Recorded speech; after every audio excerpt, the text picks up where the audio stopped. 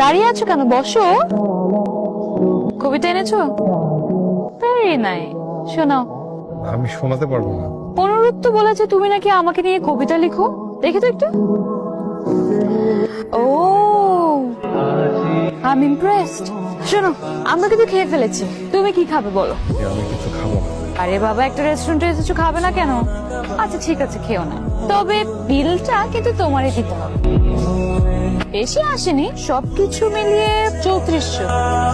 বিলের কথা শুনে ভয় পাচ্ছ? আমার কাছে অত টাকা নাই তো। ও, কত টাকা কোথায়? অনলি 3400। আচ্ছা ঠিক আছে, বলো তোমার কাছে কত টাকা আছে বলো। 770 টাকার মতো। 770 টাকা?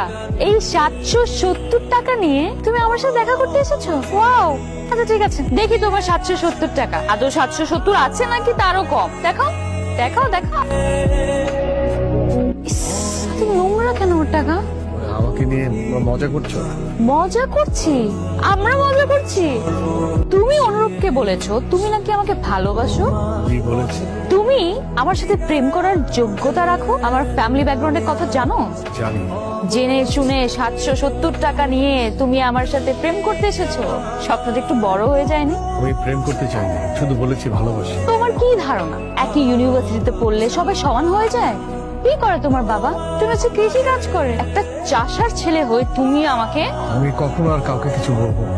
কোথায় যাচ্ছ? বসো। একটা রেস্টুরেন্টে এসেছো, কিছু না খেয়ে যাবে? তুমি তোমার কিনে খেতে পারবে না? তুমি না এক কাজ করো, এই যে এত এত কবিতা লিখেছো আমার জন্য, তুমি এগুলাই খাও। তাকিয়ে আছো কেন? খাও।